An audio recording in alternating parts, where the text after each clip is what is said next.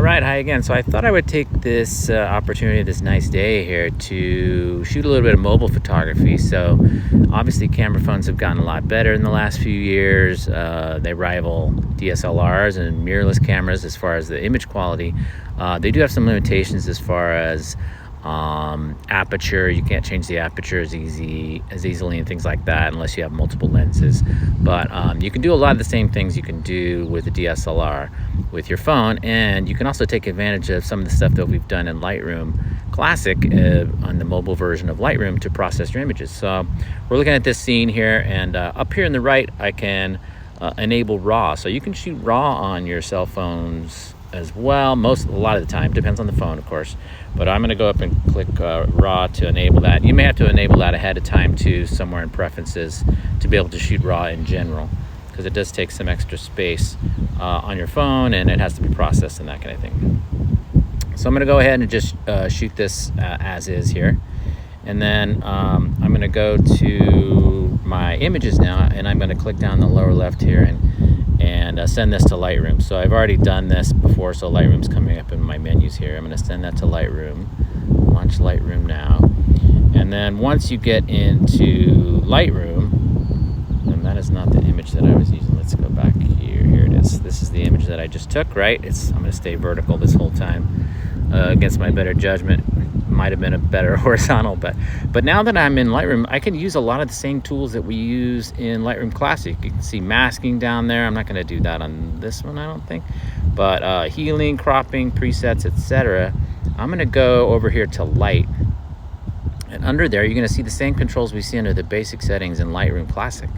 So I could adjust the exposure. I don't really think I need to, but I'm going to add a tiny bit of contrast. I'm going to bring the highlights down like I would a lot of the time on this kind of image, and the shadows up a little bit so I can see a little bit more dynamic range. There we go, brought the shadows up a little bit. I think I accidentally moved the whites. I'm not going to do the whites and blacks. I'm just going to leave those the way they are in this example here. But then I'm going to go next. I'm going to go to color, which is the next one over, and I'm going to make it just a tiny bit warmer, I think, and add a little bit of vibrance to spice up those colors a little bit. I'm not going to do the saturation because I don't want to overdo it. And then I'm going to go to effects. So even though it says effects, it's really still those controls that we see in the first part of the Lightroom Classic controls. And I'm going to add a little bit of texture and clarity. Since this is a landscape, those often look good with a little bit of that, and definitely some dehaze. Don't want to overdo it. It's a little hard to see out here too. It's pretty bright. I could obviously do this at home after, and I probably would do a better job because I can't see as well out here. I could vignette. I'll do a tiny bit of vignetting, I think, that way. And then I'm going to go to the next slider here and go to detail, and then add a little more sharpening. It already has some applied, but that's fine. We'll pretend that I spent some time on that. Then I'm going to go to optics, and there you have your lens corrections. I'm going to turn on the automatic lens corrections. I could turn on remove chromatic aberrations. I don't know if that would help me any, but maybe. And there's other things you could do too. You could correct for geometry. You could use profiles. I could have done this on the auto setting over here, and I could use some masking and do some specific things as well. But sorry, I think I may have found a bug there. I got a little bit stuck. Couldn't get out of that mode with that help tool. So anyway, now I'm back. That's the image that I edited. I'm going to go ahead and click up on the top right here and save a copy to my device. And now I've got a new version of that edited with Lightroom on the mobile device. All right, I thought I would show you one more. This one's called Halide, which is an app, a photography app that a lot of people like. It's got a lot of controls, gives you some fine controls. You can see white balance on there. I can also adjust the focus real easily. This is called focus peaking, I think. It's trying to tell me what's in focus. So I'm in things like that. I can turn on autofocus. Now I've got autofocus on. I can adjust the white balance, of course. I can zoom in and out. You can see I've got a histogram there in the middle as well. So lots and lots of controls.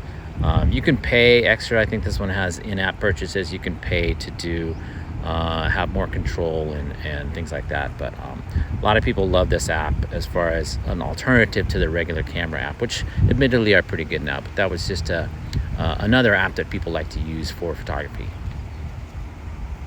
All right, I wanted to show you another app called True HDR. It's kind of an old app, but I really like it. So it does HDR, meaning high dynamic range images, just like we do on DSLR, but you can do them here on your phone, obviously. So I'm gonna use manual capture. And I click on manual capture, and then I pick if you can read that, you probably can. It says tap on something bright. So I'm gonna go somewhere over here, and then it's gonna say, and then I'm gonna shoot it actually. So I'm gonna tap on here, and then bright, and then I'm gonna tap on something dark. It's not that dark, but I'll do it anyway, that way. And it shoots those two images. They're actually pretty similar, but we'll do it anyway. And then I just click merge. It only takes 2 photos, even though it says it kind of does 3. And I'm gonna go merge, and then it merges those 2 images, and I get an HDR image that I can export to my, I can save to my photos, and there I've got an HDR image. Yeah, so there's an HDR app. There's other ones as well, but that's a pretty cool one that I like to use. Another app is this is a pretty nutty one. This is called Decimate, DECIM, and then the number 8. And it is a nutty one that does sort of destructive computational photography. So I'm going to say randomize effects for a minute until I get something that looks semi-recognizable. And I can mix in the actual scene by sliding this slider here.